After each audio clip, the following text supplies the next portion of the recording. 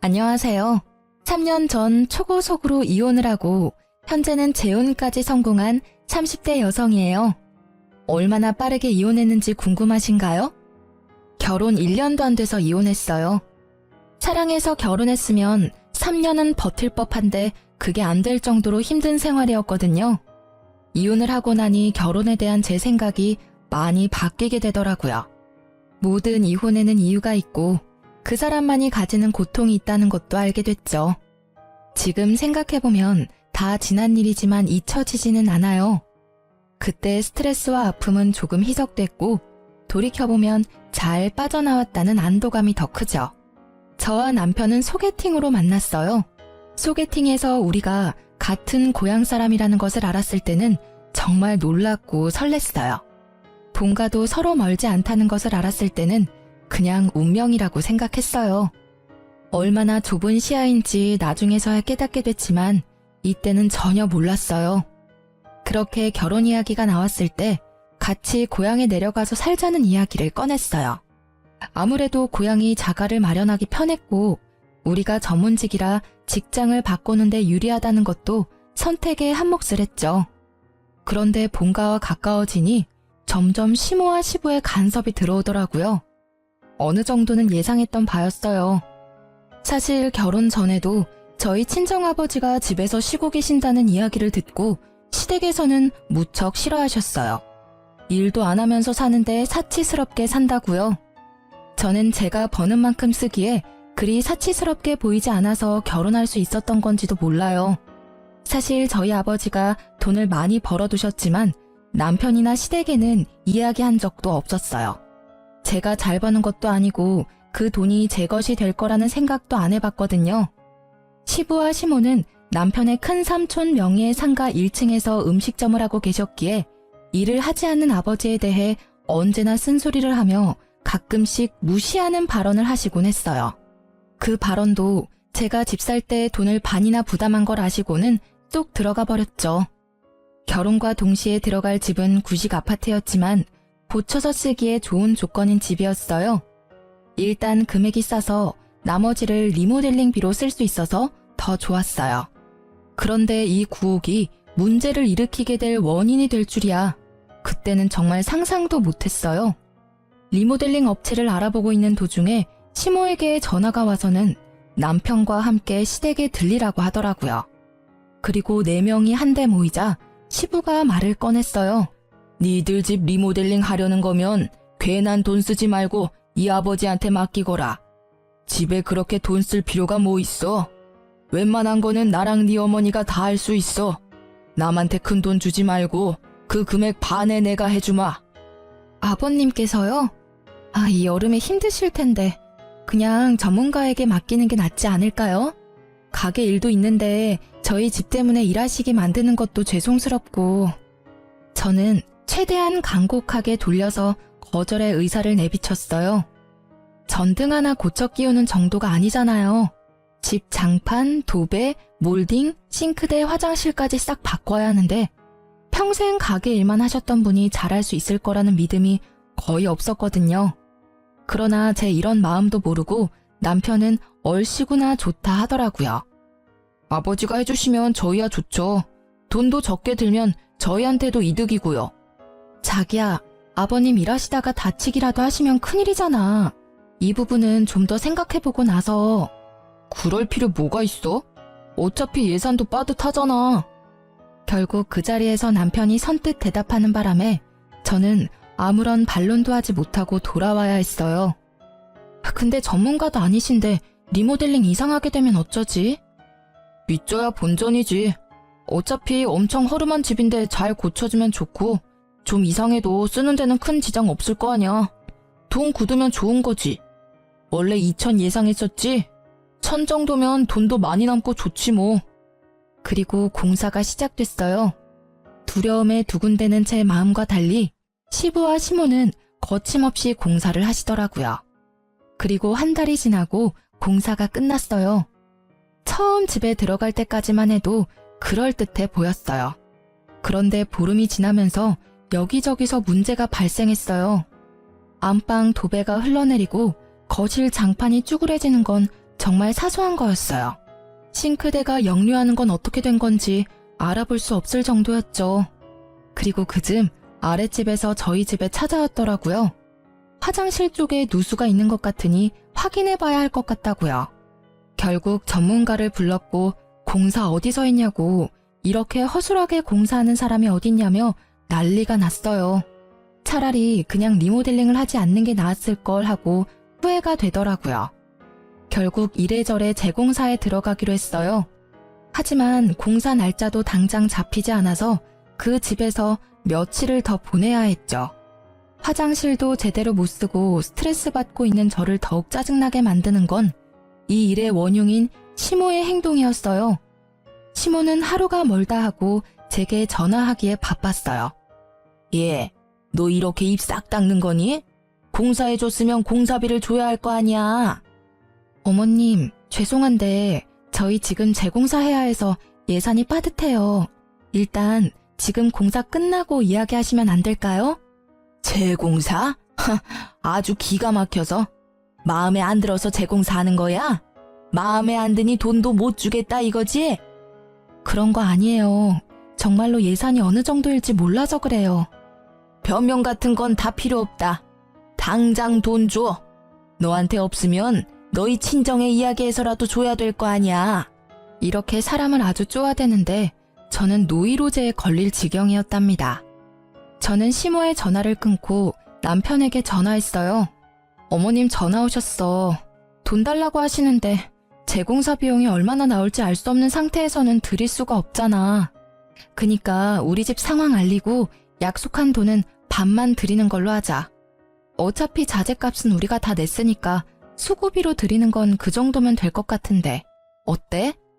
그럼 약속을 어기자는 거야? 아무리 공사가 망했어도 부모님하고 한 약속이잖아. 드리기로 했던 금액은 드려야지. 어떻게 그렇게 쉽게 이야기해? 지금 공사비며 아랫집 보수공사까지 우리가 책임져야 하는데 내 수중에 있는 돈으로도 모자랄지도 모르는데. 아, 그럼 나들 어떻게 하라고. 처음부터 네가 맡는다고 하지 않았어? 그럼 네가 책임지고 끝까지 해야지.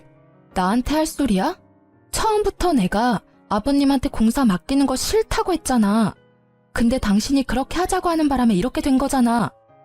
아, 몰라. 난 아무것도 모르고 아무것도 해줄 수 있는 게 없으니까 당신이 알아서 해. 결국 이 상황을 해결하려는 의지도 없어 보이는 남편과의 대화는 싸움으로 번지고 말았죠. 저는 이날 처음으로 남편에 대한 실망감을 느꼈어요. 저는 열심히 이 일을 어떻게 수습할까 고민하다가 가족을 집에 초대하기로 했어요. 자연스레 시댁에 저희 상황을 보여주면 해결될 거라고 생각했거든요.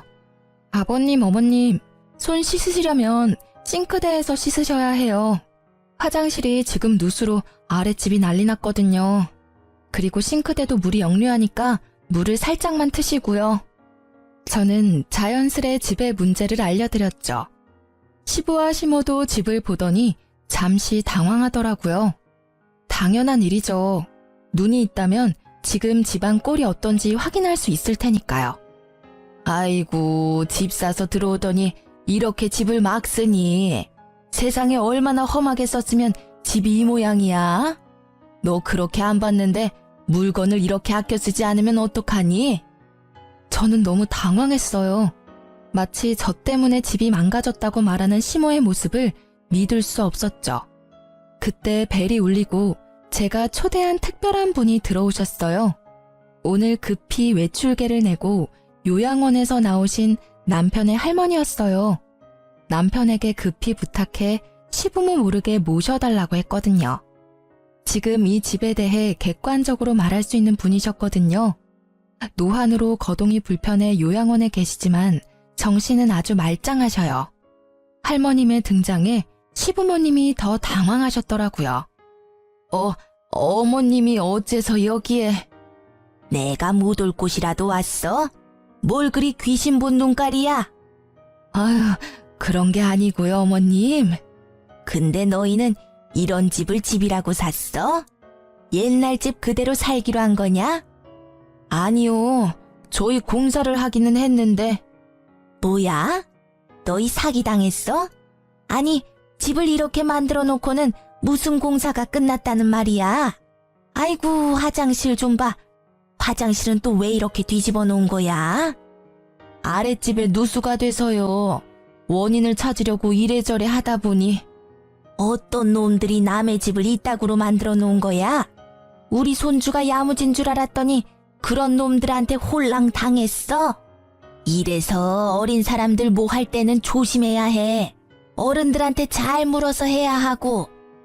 졸지에 사기꾼이 되어버린 시부와 시모는 입이 쏙 들어가 버렸어요.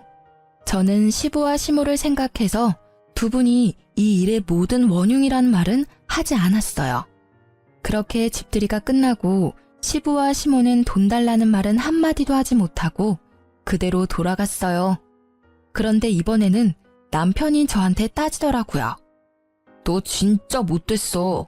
어떻게 할머니를 모셔와서 부모님한테 그런 말씀을 듣게 할 수가 있어? 괜히 긁어부스럼 만드는 게 좋아? 앞으로도 계속 볼 사이인데 이런 식으로 하면 어떡해? 아니, 그러면 어머님이 달라는 대로 다 줘야 하는 거야? 어머님도 아셔야지. 집이 이 꼴이 되어서 돈이 얼마나 많이 들지를. 자기는 자기 돈이 아니라서 그렇게 느긋할지 모르겠는데 나는 내 돈에서 빠져나가는 거라서 엄청 신경 쓰이거든? 내가 하는 일이 싫으면 당신 혼자 여기 살아. 난 친정 갈게. 대신 이 집 재공사 안 해줄 거니까 자기가 알아서 하고. 됐지? 결국 이 말까지 꺼내고서야 남편은 입을 꾹 닫았어요. 그렇지만 그 눈에는 하고 싶은 말을 못해서 잔뜩 심술이 들어가 있더라고요. 저도 재공사 비용 때문에 신경 쓰였던 터라 애써 그 모습을 무시했어요. 그리고 공사는 무사히 끝났어요. 다만 애초에 리모델링 비용이 2천만 원이었는데 재공사를 하게 돼서 5천만 원으로 늘어났다는 게 슬픈 일이었죠. 게다가 아랫집 누수 피해 보상으로 들어가는 돈도 만만치 않아 남편에게 반 정도는 내달라고 했어요. 아랫집 누수된 거 피해 보상 비용 반만 부담해줘. 나 혼자 감당하기엔 너무 큰 돈이라서 자기도 내야 할 것 같은데? 난 돈 없어. 미리 이야기하지 그랬어? 아니, 누수 피해 발생한 거 한 달 전이거든? 당연히 예상할 수 있는 문제고. 아니, 그것보다 당신이 아버님한테 시공 맡기는 바람에 생긴 일들이잖아. 왜 그렇게 당당한데? 알았어. 살면서 돈 생기면 줄게. 그럼 되잖아. 일단 지금은 당신 돈으로 내라고. 그래, 그럼 이건 내가 다 부담할 테니까 어머님한테 드려야 할 돈은 당신이 책임져. 그럼 됐지? 남편은 의외로 가볍게 고개를 끄덕였고 결국 저는 모든 비용을 부담해야 했어요. 그래도 같이 살 집이니 남는 건 있을 거라는 생각으로 눈물을 머금고 돈을 냈어요. 그래도 다행인 건 리모델링 재공사가 너무 잘 돼서 집안이 너무 쾌적한 신식으로 바뀐 점이었어요.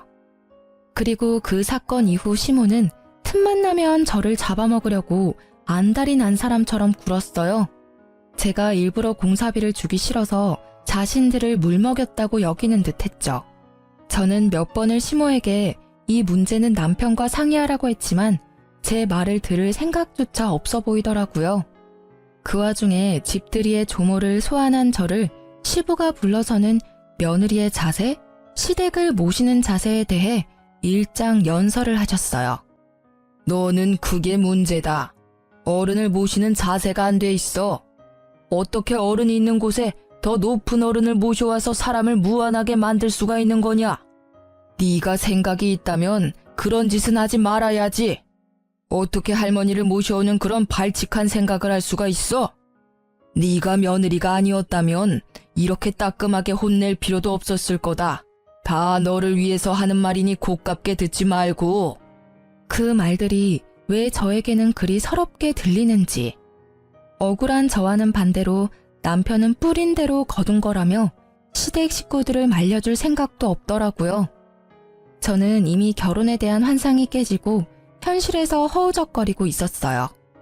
그렇게 몇 달 뒤에 우편물이 하나 날아왔더라고요. 제가 주식을 안 해서 잘 모르겠지만 주식 배당과 관련된 우편물이더라고요. 저는 설마 하는 마음으로 우편물을 뜯었는데 남편이 거의 3천만 원이나 되는 큰 돈을 투자한 걸 알게 됐죠. 저는 그걸 보자마자 정신이 번쩍 들더라고요. 리모델링 재공사할 때는 돈 없다며 저를 태연히 속이고 아랫집 피해 보상 금액도 저한테 한 푼도 주지 않았던 거예요. 열받은 저는 남편을 기다렸어요.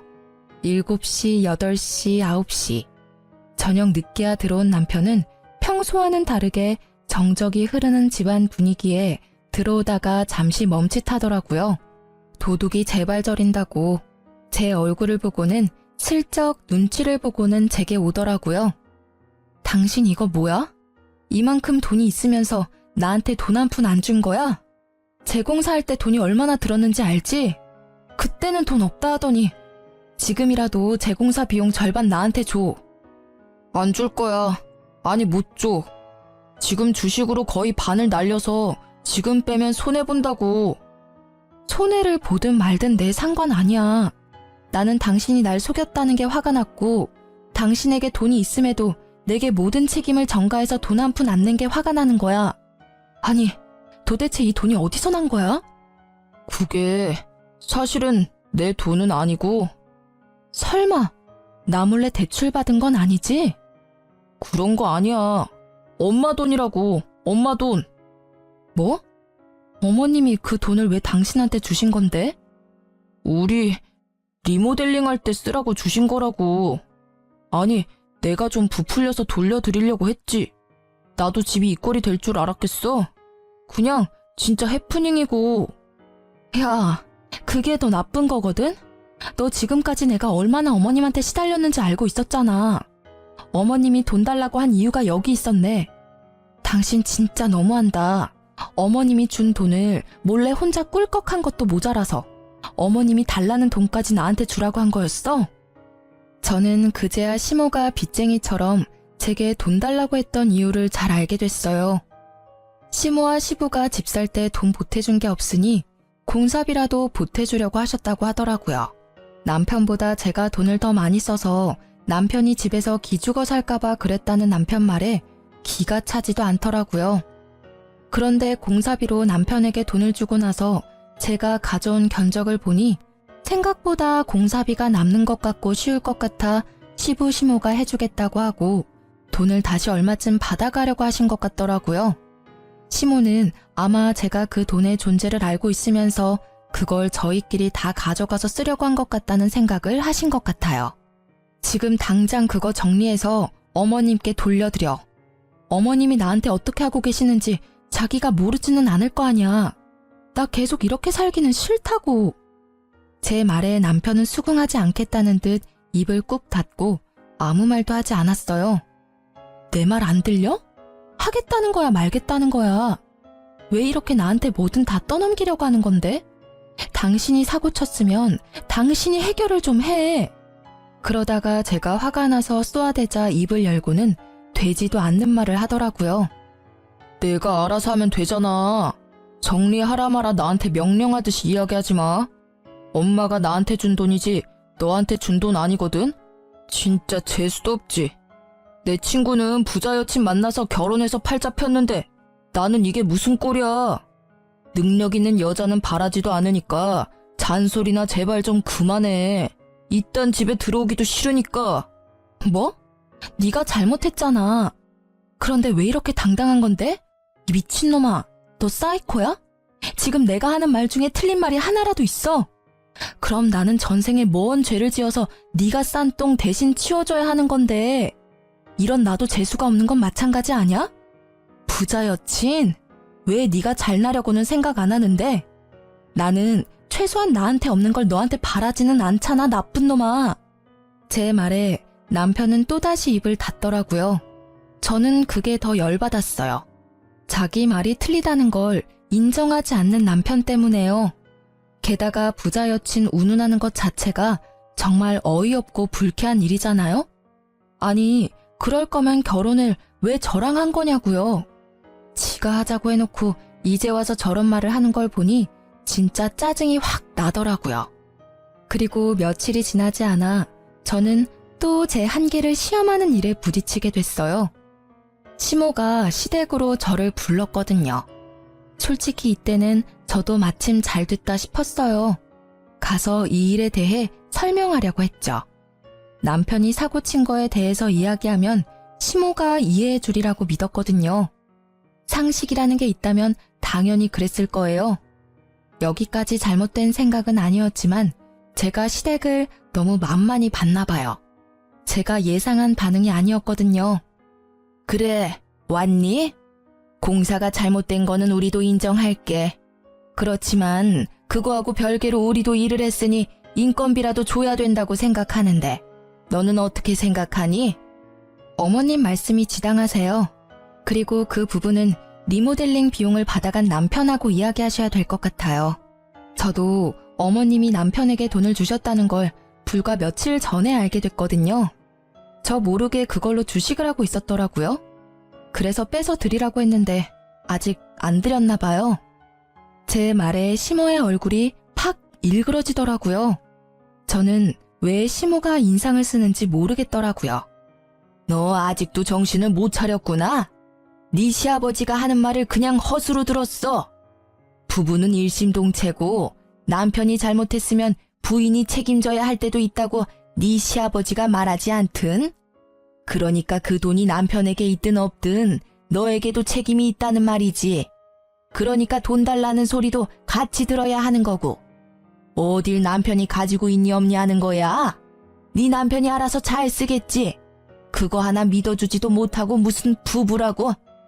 저는 이 상황이 점점 짜증이 나기 시작했어요. 사람을 빚쟁이처럼 만든 시모의 모습도 일을 저질러 놓기만 하고 수습도 안 하는 시부와 남편. 이 모든 시댁 식구들이 다 싫어졌어요. 팔은 안으로 굽는다는 말이 그냥 나온 말이 아니라는 걸 알게 해주는 시모의 반응에 저는 그 자리에서 바로 남편에게 전화해서 말했어요. 당신 어머님한테 빌린 돈 빨리 다시 돌려드려. 지금 어머님 댁인데 어머님이 나더러 내라고 하시네. 내가 아랫집 누수 피해 보상이며 재공사 비용 다 낸 거 당신도 잘 알 테니까 이 부분은 어머님하고 당신이 알아서 잘 해결해줬으면 좋겠어. 그게 싫으면 내가 어머님한테 돈 드릴 테니까 당신이 아랫집 누수 피해 보상 금액 변상하던지. 마지막 최후 통첩 같은 제 말에 남편의 대답은 둘 다 싫다였어요. 그리고 저는 남편의 그 모습에 이혼에 대해 심각하게 고려하기 시작했죠. 제가 짜증나고 안 나고를 떠나서 일을 해결할 의지가 없는 남편의 모습에 실망했거든요. 그렇게 시모와 이야기를 나눈 뒤로 시모는 시도 때도 없이 다시 전화를 하기 시작했어요. 무시할 수도 없어 받고는 바쁘다며 끊기를 여러 번. 정말 노이로제에 걸리기 일보 직전이었어요. 그리고 친정엄마에게 전화가 왔을 때는 정말로 혼이 나가는 줄 알았어요. 설마 친정까지 가서 그런 짓을 할 줄은 몰랐거든요. 얘, 너 빨리 좀 와봐야겠어. 안사돈께서 여기 와서 난리야. 너 뭐 돈 안 들인 거 있니? 돈 내놓으라고 난리야. 이게 무슨 난리인지 모르겠어. 그 말에 저는 일하다 말고 연차 쓰고 곧장 친정 본가로 향했어요. 갔더니 시모의 바락바락 악슨 목소리가 밖에까지 들리더라고요. 무슨 딸을 어떻게 키웠길래 어른이 하는 말을 개똥으로 듣도록 키웠어요? 세상에 시어른 일 시켜먹고 돈 떼먹으려는 벼락 맞을 며느리가 세상에 어디 있어요? 여기 와서 이러지 마시고 애들이랑 이야기하셔야죠. 저희한테 돈 빌려준 것도 아니면서 왜 여기서 이러시냐고요. 이 집 딸이니 이 집 식구가 책임져야죠. 우리도 좋자고 이러는 거 아니에요. 저희도 좋은 마음으로 집 공사해 준 거예요. 그러면 최소한 시어른 일한 만큼은 성의를 보여야죠. 공사가 잘 됐네 못 됐네 변명만 하면서 돈 돌려줄 생각도 하지 않고 저희도 진짜 마지막이라는 생각으로 여기 온 거라고요. 친정엄마와 시모의 실랑이에 저는 급히 문을 열고 들어가 엄마 앞을 막아서고는 시모에게 소리쳤어요. 그만하세요. 왜 여기 와서 이러세요? 제가 말씀드렸잖아요. 어머님한테 받은 돈은 남편이 몰래 숨기고 주식했다고요. 도대체 이런 법이 어디 있어요? 제가 가져간 돈도 아닌데 왜 저한테 달라는 거예요? 그 돈 한 번 만져보지도 못하고 알지도 못했던 돈이에요. 저한테 말씀하셔도 저는 드릴 수 있는 돈도 없어요. 원래 드릴 수 있었던 돈도 이제는 재공사 비용이랑 아랫집 누수 피해 보상 때문에 5천만 원이라는 돈이 빠져나갔다고요. 그 5천만 원의 단돈 1원도 보태주지 않은 게 그 사람이거든요? 아니, 그걸 왜 우리한테 이야기하니? 그건 네가 알아서 해야 할 일이지. 내가 왜 그런 것까지 신경 써야 하는지 모르겠구나. 나는 다른 건 다 관심 없고 내 돈만 받으면 돼. 알겠어요. 그렇게 말씀하신다면 저도 이제 됐어요.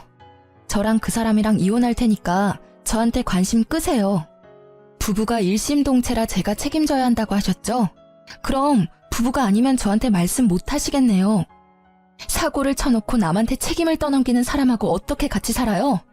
그리고 어머님은 아들을 그런 식으로 키워놓고 왜 남의 엄마한테 딸 자식 어쩌고 운운하시는 거예요? 이혼? 내가 그러면 겁이라도 낼 줄 알았니? 이쪽에서 더 환영이다.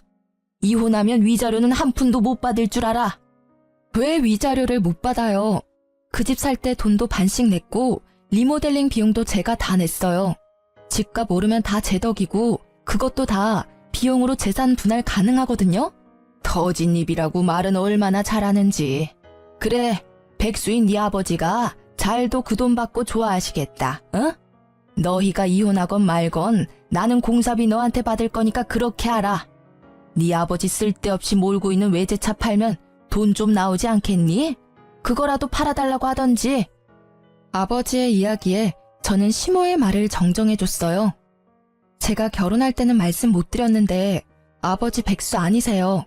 건물 하나 가지고 계셔서 임대료로 생활하시니까 백수처럼 보이신 것뿐이죠. 그래? 그렇게 돈이 많은데 딸 자식 결혼할 때 한 푼도 안 준 거야? 돈 많다니 다행이네. 어서 내 돈이나 내놔요. 지금 몇 달째 쫓아다니면서 이야기하는 줄이나 알아요? 저희 아버지는 조용히 모든 걸 다 보고 계셨어요. 그러더니 저에게 조용하게 말하시더라고요. 너 진짜 이혼할 거야? 번복 안 할 거지? 그 말에 저는 고개를 끄덕였죠. 네, 이 꼴을 보고도 이혼 안 한다 하면 제가 미친년이죠. 제 생각은 확고해요.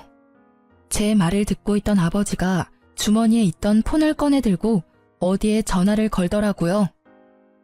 정 사장, 나야. 정 사장하고 계약한 그 상가 거기서 좀 나와줘야 할 것 같은데? 궁금한 거 있으면 거기서 일하는 사람들한테 물어봐. 잘 아실 거야. 그래, 끊어. 그분과 통화를 끊고 나니 옆에 있던 시부의 전화가 시끄럽게 울리더라고요. 예, 형님. 어쩐 일로? 예? 갑자기 가게를 빼라고요? 그게 무슨... 제가 무슨 일을 저질렀다고요? 그리고 통화가 계속될 동안 시부의 시선이 제 아버지에게 향했어요.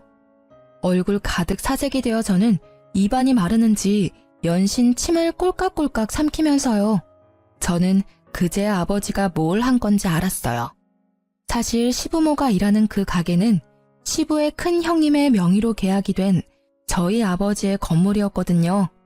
아버지는 계약 후에 실제로 일하는 게 사돈이라는 걸 알고는 시댁에서 곤란할까봐 건물주인 걸 밝히지 않았거든요. 아무래도 임대인과 임차인이라는 관계가 사돈 관계에 그렇게 좋지만은 않다고 여기신 듯 했어요. 정 사장한테 다 들으셨으면 이야기하기 편하겠네요. 보증금은 돌려줄 테니 제 건물에서 나가주셨으면 좋겠습니다. 그리고 나가기 전에 원상 회복 무조건 하셔야 하고요. 안 되면 비용 청구해서 보증금에서 차감할 테니 그렇게 알고 계시고요. 아니, 이런 법이 어딨어요. 사람을 이렇게 한순간에 내치는 게 어딨냐고요. 건물 주인이면 다예요. 시모는 친정아버지의 말에 또 악을 쓰더라고요. 제가 건물 주인인 건 변함없고요. 계약 기간이 아주 다행스럽게도 이번 달까지였네요. 저는 계약 연장을 하고 싶지 않으니 두 분이 나가는 건 당연한 거겠지요. 저기 진짜 조금 더 말미를 주시면 저희가 지금 당장 나갈 수 있는 상황도 아니고 이래저래 정리해야 할 일도 있고 무엇보다 다음 가게가 결정될 때까지만이라도 시간을 주시면. 정 사장한테 물어보면 아시겠지만 원래 두 분이 그 자리에 들어오기 전에 먼저 연락 온 곳이 있었어요. 그쪽은 최근에 잘 나가는 프랜차이즈점이었고 사실대로 말하면 두 분이 거기 들어올 만한 분들은 아니었죠. 그래도 일부러 사돈이 되실 분들이라 계약한 거예요. 그런데 이혼한다잖아요. 그러니까 더 이상 불편한 관계 이어가지 말고 나가시라는 거예요. 그게 당신들한테도 편하지 않나요? 시모는 그 와중에 남편에게 전화를 하더라고요. 남편이 집에 도착하기 전까지 시부와 시모는 사정하며 가게 계약에 대해 이야기했지만 친정아버지는 아예 들은 척도 하지 않더라고요. 남편은 집에 도착해서는 사색이 돼서 친정아버지와 저를 번갈아 보더라고요. 여보, 내가 잘못했어. 그러니까 좀 봐줘. 부모님이잖아. 이번 한 번이야. 아무리 그래도 한 번 오해로 이렇게까지 하는 건 좀 너무하잖아. 부모님도. 미안한데 이야기는 나가서 하게. 여기는 더 이상 자네 처갓집이 아니야. 딸아이는 자네와 이혼하겠다고 약속했어. 딸이 한 입으로 두말할 사람이 아니라는 건 내가 잘 아니까 자네는 자기 복을 제 발로 찬 거야. 잘 지냈다면 내가 이래저래 도움을 줬을 텐데 이렇게 됐으니 최대한 빨리 이혼해주면 좋겠네. 아버지의 축객령에 남편의 표정은 절망으로 바뀌었죠. 저는 그 길로 신혼집을 나와 친정집으로 돌아왔어요. 남편은 몇 번이고 절 찾아와 미안하다며 용서를 빌었어요. 그런데 웃긴 건 진짜 미안한 게 아니었더라고요. 자기야, 이제 그만 용서해줘. 우리 사이가 이 정도로 깨질 사이는 아니잖아. 이렇게 고향까지 와서 즐겁게 신혼 즐길 시간만 남았는데 이런 작은 오해로 우리 사이가 깨지는 건 원치 않아. 솔직히 장인어른께서 건물 가지고 있다고 미리 말해줬으면 이런 일도 없었을 거잖아. 이딴 말이나 짓거리는 걸 듣고 있으니 토가 나올 것 같더라고요. 내가 사랑했던 사람이 맞나 싶을 정도로요. 아빠 재산은 아빠 거야. 나는 나고. 나는 내 힘으로 벌어서 능력만큼 소비하는 게 맞다고 생각하거든? 너야말로 진짜 토 나오게 역겹다, 진짜. 내가 그렇게 어머니 돈 갚으라고 할 때는 안 갚겠다고 난리를 치더니만 우리 아버지 상가 건물 갖고 있다는 걸 알자마자 시모 돈 갚아주겠다는 네 생각이 말이야. 역겹다니. 말이 너무 심하지 않아? 솔직히 내가 바람을 피기를 했어? 자기 몰래 대출을 받기를 했어? 그런 거에 비하면 이건 그냥 장난 수준이지. 아, 어머님한테 공사비 명목으로 돈 받아놓고 모른 척 혼자 주식하려고 한 거? 아님 그 돈 때문에 내가 영문도 모른 채 어머니에게 시달리고 있던 걸 알면서도 도와주지 않은 거? 그것도 아니면 내가 그 돈의 존재를 알고 나서 너한테 갚으라고 이야기했는데도 못 갚겠다고 난리친 거? 도대체 이 셋 중에 어떤 게 장난 수준이야? 대답 못하겠지? 장난이라고 할 만한 일이 하나도 없어. 전부 다 문제가 있는 일 아니야? 제 말에 남편이 입을 꾹 닫더라고요. 그렇지만 이내에 변명이라도 하려는 듯 이야기하더라고요. 그건 다 생활 자금을 좀 불리려고 한 일에 불과하잖아. 나도 생각이 있어서 한 일인데 이렇게 전부 의심하면 나도 기분이 나쁘잖아. 그리고 가정이야 어쨌든 결과만 좋으면 되는 일이고. 결과가 좋아? 반이나 날려먹은 주식이 좋은 결과야? 잘 들어봐. 내가 이혼을 결정한 이유가 네가 숨긴 시모 돈 때문만은 아니거든? 막상 결혼을 해보니까 넌 문제가 생겼을 때 해결할 생각이 없더라고. 매번 나한테 문제를 해결하도록 맡기기만 했지. 너는 문제를 해결할 의지조차 없었어. 게다가 회피하기만 했지. 그걸 보니까 진짜 질리더라고.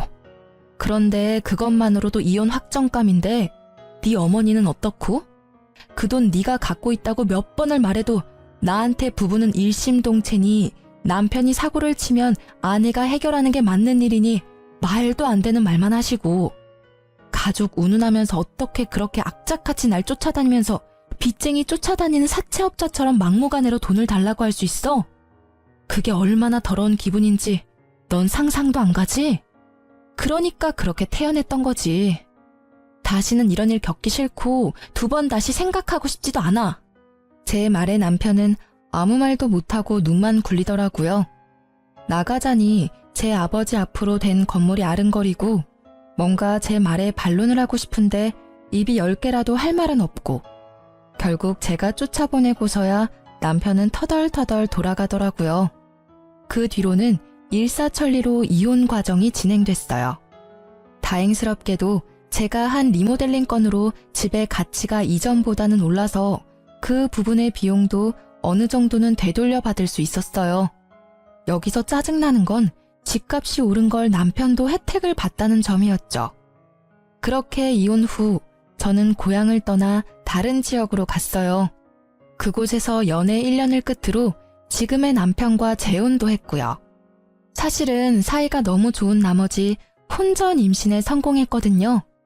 재혼해서 아들을 출산하고 오랜만에 친정집에 내려갔어요. 아버지와 함께 외식하러 나갔는데 식사하는 곳에 전 남편의 전 시모가 일하고 있더라고요. 순간 확 짜증이 나서 다른 곳으로 가려고 발길을 옮기는데 전 시모가 아는 척하며 저와 아버지에게 다가오더라고요. 아이고, 잘나신 전 며느리네. 그렇게 이혼하고 잘 살고는 있어? 남의 눈에 눈물 나게 하면 지 눈에는 피눈물 난다던데. 그 눈물은 언제쯤 나려나 몰라? 나쁜 년도 이런 나쁜 년이 없지. 세상에 결혼한 지 1년도 안 돼서 돈 때문에 지압이 갖다 버린 년이 얼굴을 빳빳하게 들고 다니는 게 제대로 된 세상이야? 욕하지 마세요. 저랑 이제 그쪽 집안은 관련 없거든요. 관련이 없기는 왜 없어? 악연으로 똘똘 엮여 있는데. 남편 버린 년이나 돈 때문에 사돈댁 내치는 친정아버지나 다 똑같이 거기서 거기지. 사람 무시하고 잘 사는 사람 못 봤어. 하늘 부끄러운 줄 모르고 대낮에 뻔뻔하게 돌아다녀? 그만하세요. 제 친정에 돈 없다고 무시하고 구박한 것도 당신들이고 무엇보다 제가 받지도 않은 돈 어이없이 저한테 요구한 것도 당신들이거든요. 조용히 최소한 상식적으로 살았으면 이혼할 일도 없었을 거라고요. 하늘 부끄러운 줄 모른다고요? 그거 제가 할 말이거든요. 진짜로 부끄러워할 사람이 누군데 지금? 아니, 인연이 보자 하니까 사람을 만만하게 보고. 뭐? 왜 내가 부끄러워해야 해? 지금 우리가 어떤 상황인지 알지도 못하면서 네가 뭘 안다고 우리한테 그런 소리를 짓거리는 거야? 시모의 큰 소리에 놀라서 앵앵 울고 있는 제 아들을 친정아빠가 안아 올리며 말했어요. 부끄럽지 않다면 최소한 후회라도 하셔야죠. 이혼 안 했으면 제가 가진 상가는 제 딸아이에게 물려줬을 겁니다. 그러니 당신네 아들에게 가야 할 복은 그쪽이 스스로 날려버린 거나 마찬가지죠. 저는 제가 가진 상가를 우리 외손주에게 줄 거거든요. 마음을 좀 곱게 쓰셨으면 당신네 외손주가 제 상가를 받았을지도 모르죠. 뭐 결과적으로는 그렇게 되지 않아서 참으로 다행이기는 합니다만. 그 말에 시모의 얼굴은 후회와 짜증으로 일그러졌어요. 어쩌겠어요. 본인이 차버린 복인데. 실제로 제 아버지는 제 아들에게 모든 걸 물려주겠다고 하셨거든요. 처음에는 다 쓰고 돌아가시겠다고 하시더니 제게 아들이 생기니 마음이 달라졌다고 하시더라고요. 어쨌든 시모는 아버지 말에 결국 후회막심한 얼굴로 사라졌어요. 그 뒤로 본 적은 없어요. 다만 그 뒤에 들린 소식에 제 버릇 남 못 준다는 말이 생각나더군요. 전 남편이 재산 분할로 받은 돈으로 시부모와 함께 살 전셋집을 얻었다고 하더라고요. 그런데 한 달도 되지 않아서 연식이 오래된 아파트다 보니 또 집을 고치겠다고 했답니다. 전 남편이 말린 모양이지만 결국에는 또 싼 돈에 말려 허락한 듯해요. 그리고 시부가 집을 고친다고 이래저래 아무거나 만지다가 천장에 스프링쿨러를 잘못 건드려서 집 전체가 홀딱 젖어버렸다고 해요. 이삿짐을 그제야 다 풀었고 도배 장판도 주인 집에서 다 해줬다는데 결국 문제가 생겨버린 거죠. 이후에 고치는 데 드는 비용을 모두 변상하고 나서야 쫓겨났다고 하더라고요. 저희 신혼집 공사하면서 피를 봤는데도 결국 그걸 무시하고 다시 시부에게 일을 시켰다가 또 피를 보게 된 거죠. 이런 걸 보면 사람 참 변하지 않는다는 걸 느껴요. 분명히 그 고생을 했는데도 맡기고 싶은 생각이 왜 들었을까요? 그 사람들 생각은 이해할 수 없지만 이젠 저와는 상관없는 사람들이니 그러려니 해요. 다만 남편과는 비슷한 직종에 있다 보니 여기저기서 들리는 소식이 있거든요. 저와 이혼하고 몇 년이 지나도록 재혼은 못하고 있다고 하더라고요. 그럴만도 하죠. 그런 시댁에 누가 시집가고 싶겠어요? 솔직히 소문내고 싶어서 소문낸 건 아니지만 둘이 비슷한 일을 하니 소문이 다 나버린 건 어쩔 수 없는 일이더라고요. 저는 아들 하나 낳고 잘 살고 있어요. 지금은 일 그만두고 아버지가 가진 상가의 관리인으로 일하고 있어요. 아버지가 상가 책임져 보지도 못하고 물려받아 홀라당 날리지 말고 아버지가 살아있는 동안 조금이라도 배워서 잘 운영해보라고 하셨거든요. 그 마음 씀씀이가 참 감사하더라고요. 그리고 그런 저를 응원해주는 현재의 남편의 자상함과 책임감이 저한테는 무척 힘이 되어줘요. 아이에게 무슨 일이 생기면 저보다 먼저 해결해주는 남편이 전 남편과 참 비교되어 보인다고 하면 지금 남편에게 미안할 정도거든요. 그런 사람과 비교라니. 이혼은 저에게 좋지 않은 기억을 주었지만 동시에 사람을 보는 눈도 조금은 알려준 것 같아요. 그리고 도저히 내 선에서 해결하지 못할 일에서는 발을 빼는 게 현명하다는 생각도 들고요.